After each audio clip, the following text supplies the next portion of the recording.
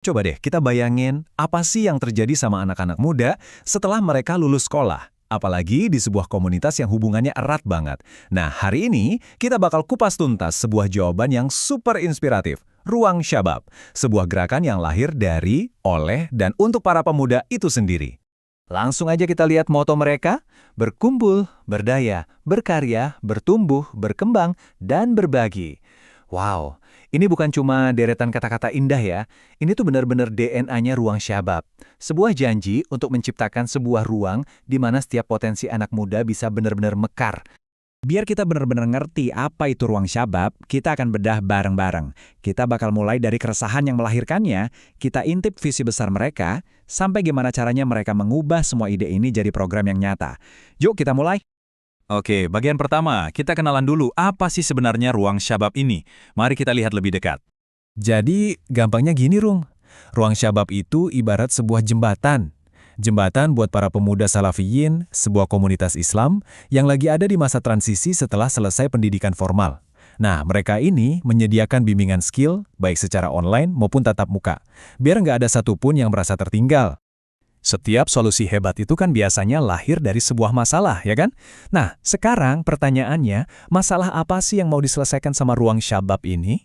Mari kita dalami, keresahan apa yang jadi fondasi gerakan ini. Pertanyaan di slide ini tuh penting banget. Para pendiri Ruang Syabab ini nggak cuma asumsi loh, tapi mereka beneran dengerin. Mereka melihat ada semacam kekosongan dan keresahan di antara anak-anak muda di komunitas mereka. Keresahan apa aja itu? Dan ini dia jawabannya. Isu-isunya tuh nyata dan relate banget. Galau soal masa depan, nggak ada tempat buat nyalurin hobi, sampai akhirnya terjerumus ke kegiatan yang kurang bermanfaat. Ruang Syabab lahir dari kebutuhan yang sangat mendesak akan sebuah wadah yang positif dan juga produktif. Setelah tahu masalahnya, mereka nggak berhenti di situ. Mereka langsung merumuskan jalan keluar yang jelas, dimulai dengan visi dan misi yang kuat banget. Visinya tuh keren, bukan cuma sekedar jadi tempat belajar. Mereka mau jadi platform edukasi skill, tapi ada lanjutannya, yaitu sebagai sarana menebar kebermanfaatan. Jadi ada dua pilar di sini, memberdayakan individu, dan di saat yang sama ngasih dampak positif yang berkelanjutan buat komunitas. Nah, ini dia cara mereka buat mewujudkan visi gede itu. Misi mereka tuh kayak peta jalan yang punya 6 langkah.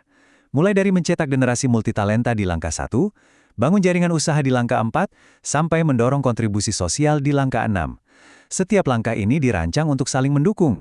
Dan semua itu intinya bisa dirangkum dalam 3 kata sakti ini. Berkarya, bertumbuh, dan berbagi. Ini tuh kayak sebuah siklus yang nggak ada putusnya.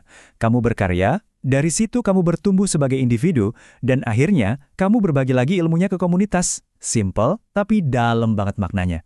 Oke, teorinya udah jelas. Sekarang, ayo kita lihat prakteknya. Gimana sih cetak biru operasionalnya Ruang Syabab? Siapa aja yang ngajar, dan apa aja yang diajarin? Nah, ini dia kekuatannya. Ada di orang-orangnya. Coba deh lihat daftar ini. Ini baru sebagian kecil loh ya. Ada ahli desain grafis, ahli lingkungan, teknisi listrik, sampai herbalis. Mereka semua ini para profesional yang secara sukarela mendedikasikan waktu dan keahlian mereka. Luar biasa. Terus, apa aja yang diajarin? Wah, menunya macam-macam dan relevan banget sama zaman sekarang. Ada digital marketing, ada pemanfaatan AI, tapi juga ada skill yang lebih mengakar kayak pertanian organik dan pengobatan herbal. Ini perpaduan antara modernitas dan kearifan lokal yang keren banget. Strukturnya juga rapi. Dimulai pada Agustus 2025, program ini jalan dengan ritme yang konsisten. Ada kegiatan rutin mingguan biar semangatnya tetap terjaga, dan ada agenda bulanan yang lebih besar untuk memperkuat komunitas. Semuanya fleksibel, bisa luring, bisa juga daring. Di balik semua program dan jadwal yang keren ini, ada sesuatu yang lebih dalam lagi, yaitu landasan filosofisnya. Apa sih nilai-nilai yang jadi kompas buat Ruang Syabab? Prinsip pertama mereka, adem banget dengernya, asyiknya berbagi, hasilnya tak akan pernah rugi. Ini benar-benar ngubah cara kita mikir soal berbagi kan? Berbagi itu bukan kehilangan, tapi justru sebuah keuntungan. Makin banyak kita memberi, makin banyak juga kita menerima. Landasan keduanya diambil dari sebuah ajaran yang mulia banget. Sebaik-baik manusia adalah yang paling bermanfaat bagi manusia. Inilah yang jadi kenapanya mereka.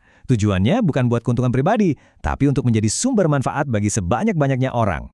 Dan yang ketiga, dari Al-Quran, makin menguatkan lagi konsepnya, jika kalian berbuat baik, sesungguhnya kalian berbuat baik bagi diri kalian sendiri. Ini kayak melengkapi siklusnya. Berbuat baik ke orang lain, ujung-ujungnya jadi investasi terbaik buat diri kita sendiri. 3 prinsip inilah yang jadi fondasi spiritual dan etis dari Ruang Syabab. Nah, pertanyaan logis berikutnya, terus dananya dari mana? Gimana caranya inisiatif yang luar biasa ini bisa jalan terus? Yuk kita bedah model pendanaan mereka. Kuncinya ternyata ada di diversifikasi. Mereka nggak cuma ngandelin satu sumber dana. Kelihatan kan di diagram ini? Dananya datang dari donatur, ada dari CSR perusahaan, wakaf produktif, dan yang paling menarik nih, mereka juga membangun unit usaha internal sendiri. Cerdas banget, jadi bisa mandiri untuk jangka panjang. Kalau Anda terinspirasi dengan apa yang mereka lakukan dan pengen tahu lebih banyak, atau mungkin mau ikut berkontribusi, semua informasinya lengkap ada di situs web resmi mereka, ruangsyabab.my.id. Dan ini membawa kita ke sebuah pemikiran penutup yang penting banget. Ruang Syabab menunjukkan ke kita semua apa yang bisa terjadi kalau sebuah komunitas nggak cuma menunggu solusi dari luar, tapi membangunnya sendiri dari dalam. Pertanyaannya sekarang untuk kita semua, kalau mereka bisa, kira-kira potensi apa ya yang sebenarnya terpendam di dalam komunitas kita masing-masing?